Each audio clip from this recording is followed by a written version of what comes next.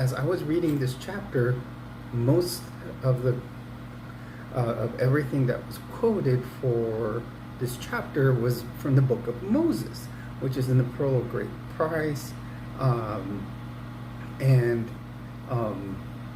some of the Pearl of Great Price, like the Book of Abraham, was supposed to be on this scroll on this papyrus that was found on a mummy, and Joseph Smith translated it, and it was incorrect after Egyptologists read it, and it was completely incorrect.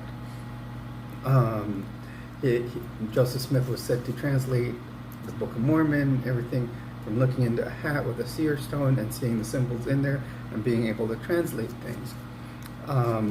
So basically, this chapter starts off by saying that Adam and Eve were the first to come to earth. I remember from the very beginning, if you read the Bible, I grew up in the Catholic Church. When you read it, and in any version I've ever read, earth was created, Adam was placed in there. God noticed Adam was lonely. He took one of Adam's ribs and created Eve because he needed someone to be with.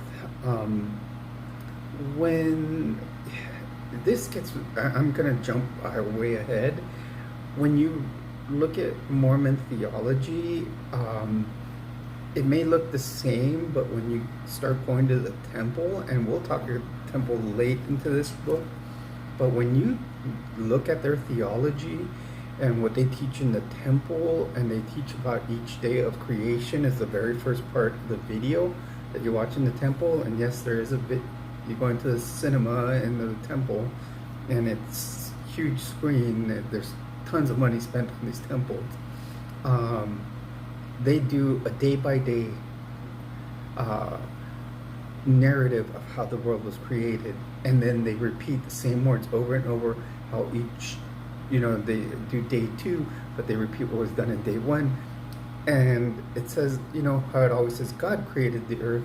No, it's God directing Jesus and Michael the